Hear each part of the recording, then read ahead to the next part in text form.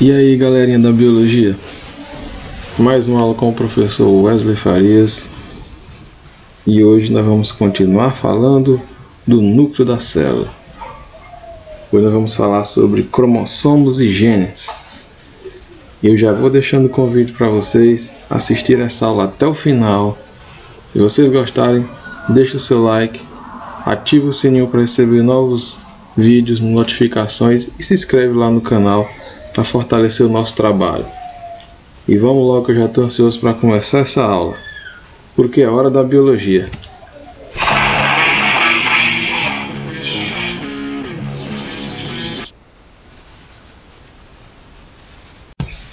Então, pessoal, começando essa aula de hoje, vamos falar sobre genes e o genoma. Os genes nós já vimos na aula passada,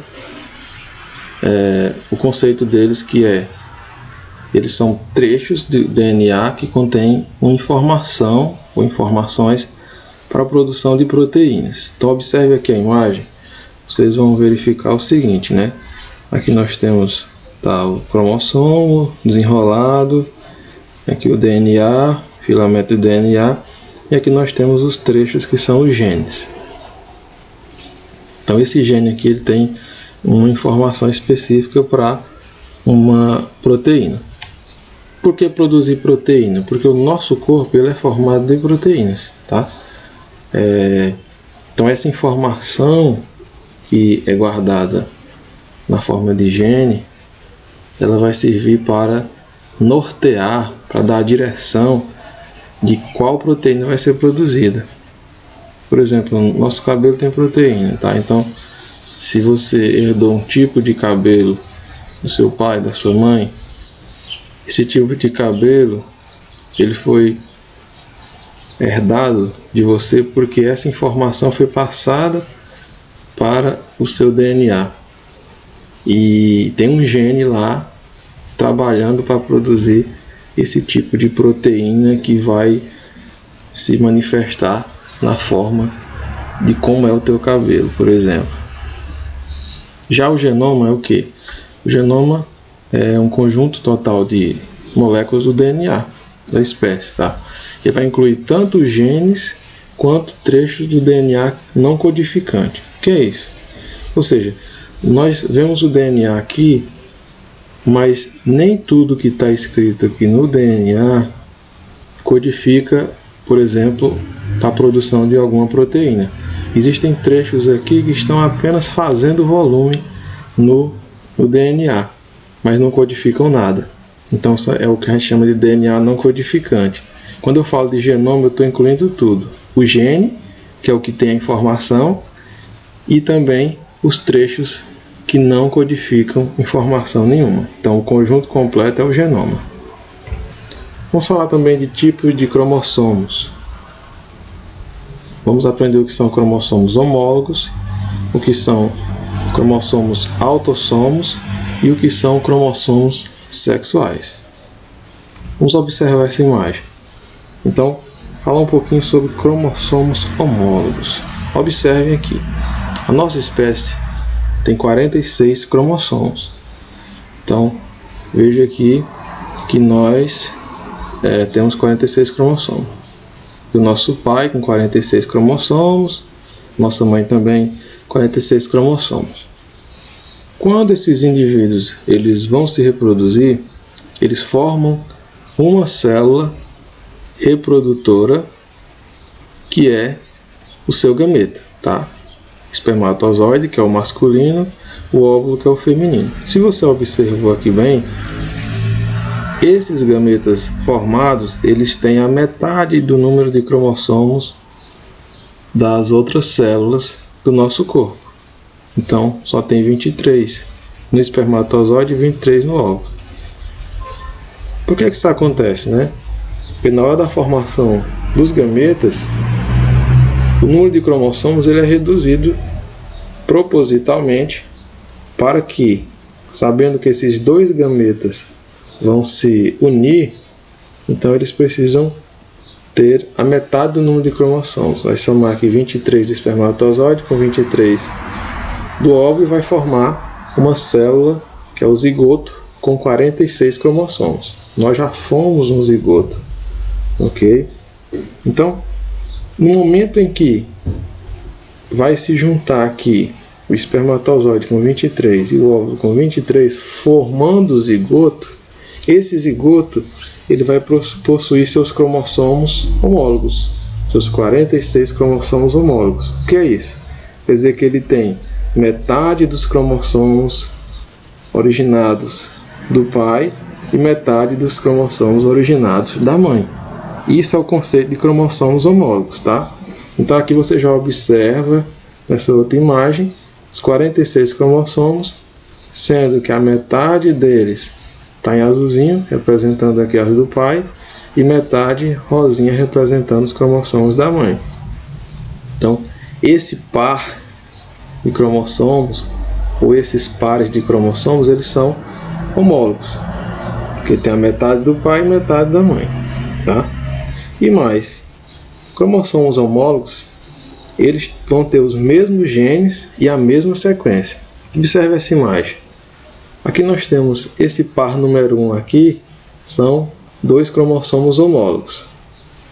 E esse outro cromossomo aqui é simplesmente para mostrar que ele não é homólogo com nenhum desses outros dois. Por quê? Primeiro, ele não tem os mesmos genes que esses outros dois que são homólogos, e também esses genes não estão na mesma sequência, tá? Então o conceito de homólogo é isso.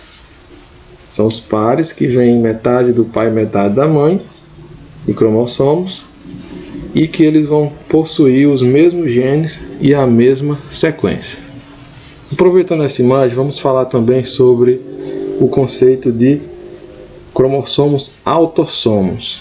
Então, na nossa espécie são 24 cromossomos diferentes, sendo que 22 deles são chamados de autossomos, ou seja, do 1 até o 22 aqui nessa imagem são os cromossomos autossomos. E aí o 23º par aqui, ele é chamado de cromossomos sexuais, formado por os cromossomos sexuais. Como assim? Eles são identificados pelas letras X e Y, sendo que eles variam nos dois sexos, como você pode observar, modifica, e o homem vai ser XY, desse 23º par, e a mulher 2X, X, X. Então, os cromossomos autossomos, eles vão do 1 ao 22, tá? Eles são presentes em ambos os sexos.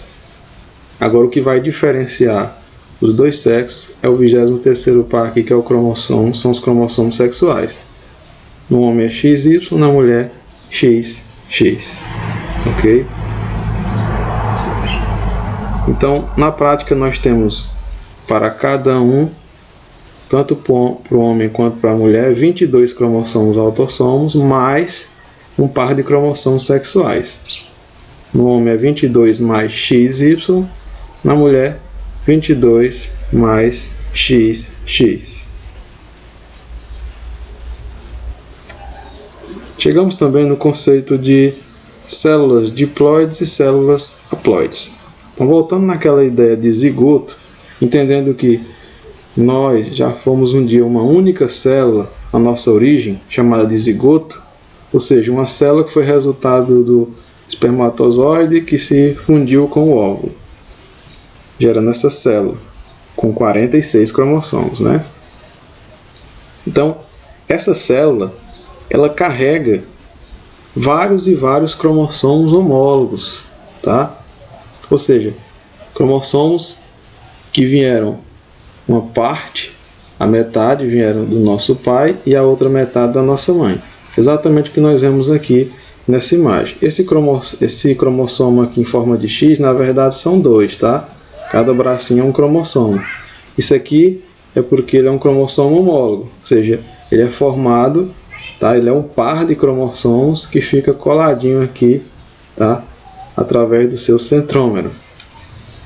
E essa célula que é formada por cromossomos homólogos, que é resultado da fusão do espermatozoide do óvulo, que é o zigoto, ela é uma célula diploide, tá? Ela vai ter 46 cromossomos. E todas as células que ela formar também vão ter 46 cromossomos, ok?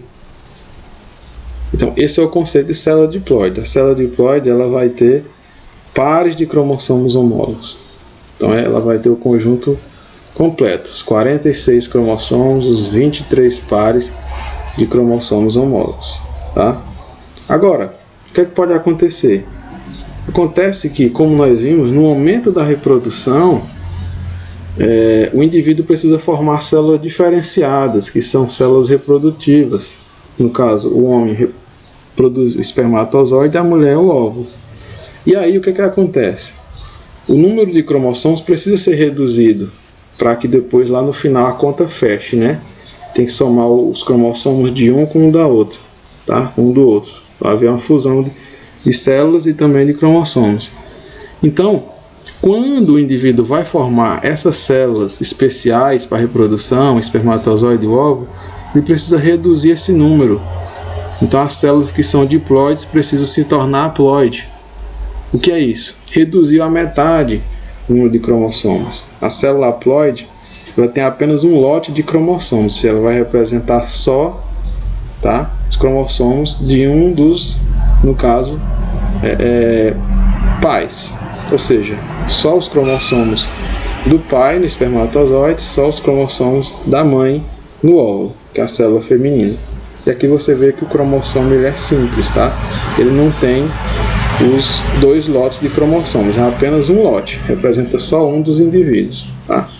Porque é simples, aquele indivíduo ele precisa diminuir seu número de cromossomos para poder a sua célula juntar com a célula do outro indivíduo, no caso aqui a do pai com a da mãe. Então, haploide quer dizer que só tem a metade aqui, tá? No caso, o número de cromossomos, só um lote.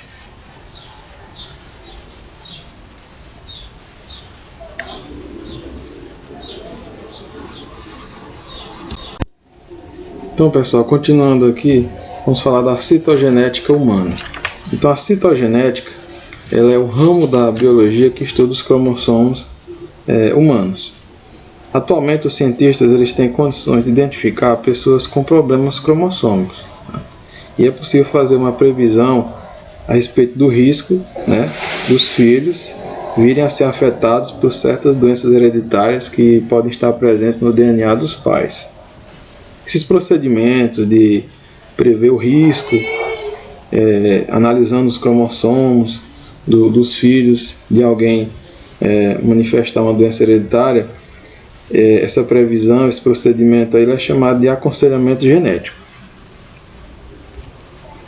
Nessa imagem aqui eu quero mostrar para vocês uma técnica em que é usada para estudo de cromossomos humanos, que ela baseia-se no cultivo de linfócitos em um tubo de ensaio, tá? Então você pode ver todas as etapas aqui, desde a coleta, tá, do sangue, a separação das hemácias do plasma, onde eu vou encontrar esses linfócitos, o cultivo, depois eles passam pela centrifugação.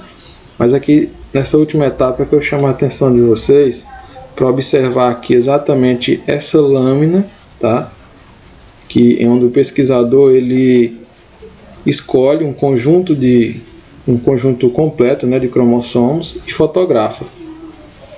E os cromossomos eles são separados na fotografia e organizados por ordem decrescente de tamanho, também de acordo com a posição dos centrômeros. Essa montagem aqui fotográfica dos cromossomos ela é chamada de cariograma. Ok? Aqui também falando brevemente sobre o cariótipo humano. O cariótipo ele é o conjunto de cromossomos de uma célula, então é chamado de cariótipo. Aqui nós podemos observar o cariótipo da mulher, que são 22 pares de cromossomos autossomos, 22 AA, mais um par de cromossomo sexual XX. No cariótipo do homem, 22 pares de AA, são cromossomos autossomos, mais um par de cromossomo sexual XY. chegamos aqui na última parte em que nós vamos ver as alterações cromossômicas na espécie humana. Então, pessoal, tudo que nós vimos agora ocorre em condições normais, mas o que nós temos que entender é que muitas vezes pode ocorrer algumas mudanças, né, no decorrer desse processo, em que faz com que alguns indivíduos eles podem nascer com alterações cromossômicas. Ou seja, essas alterações elas podem ser estruturais, na estrutura do cromossomo, ou elas podem ser numéricas, com relação ao número desses cromossomos, né? Pode ser alterado. Isso leva a doenças graves ou mesmo à morte. Falando um pouquinho das alterações estruturais, nós podemos dar um exemplo de um cromossomo que perde um pedaço. Então esse caso é chamado de deleção. Então isso é uma alteração estrutural. Agora também pode ocorrer durante o processo de divisão da célula as chamadas alterações numéricas. Então a célula, quando ela vai se dividir para formar outra célula, pode ocorrer aí uma alteração no número de cromossomos dessa célula que vai ser gerada. E aí vamos ver aqui alguns exemplos de alterações numéricas, né? Por exemplo, a síndrome de Down. Síndrome de Down é uma das alterações cromossômicas numéricas bem estudadas na espécie humana. Ela é conhecida como trissomia do cromossomo 21. Por quê?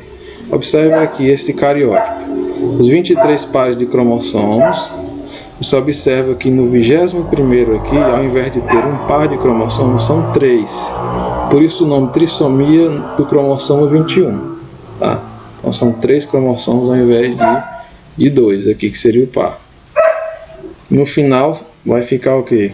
Na contagem, 47 cromossomos, né? Um cromossomo a mais.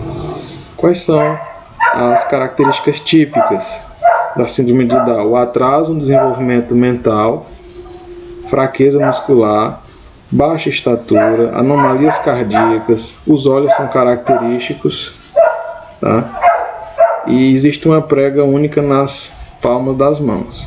Tá? Esses traços caracterizam a síndrome de Down. Existe também a síndrome de Turner. Síndrome de Turner também é uma alteração no número de cromossomos da nossa espécie.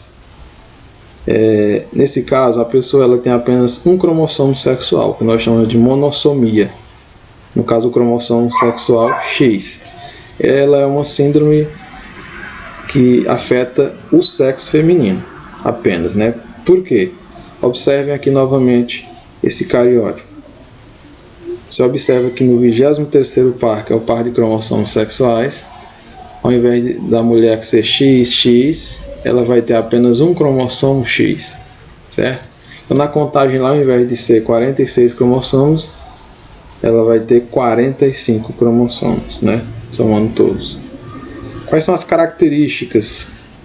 As principais características da síndrome de Turner são baixa estatura, problemas no desenvolvimento dos órgãos genitais, infertilidade em alguns casos, atraso mental leve, desenvolvimento de pregas de pele nos lados do pescoço.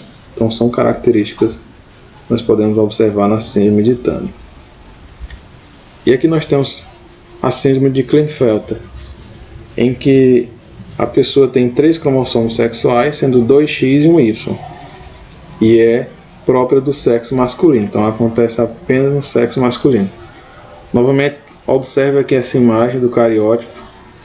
No último par de cromossomos sexuais, você observa que ao invés de ser XY, aqui vai ser XXY, tá? Então tem um cromossomo X a mais.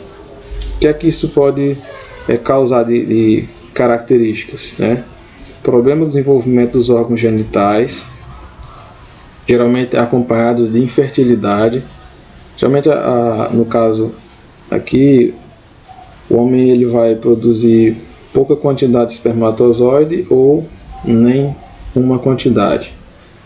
E retardo mental leve também pode ser uma característica típica. E com relação à produção de hormônios, o nível de testosterona, que é o hormônio masculino, ele é baixo, né? Testosterona. E a taxa de hormônio feminino, ela é alta. Então ele produz mais hormônio feminino, e o que vai provocar o quê? Uma característica aqui é o aumento das mamas. Então você vê aqui uma imagem normal e uma imagem de uma pessoa portadora da síndrome de Klinefelter, evidenciando o aumento das mamas. Pessoal, obrigado pela atenção de vocês e até a próxima aula.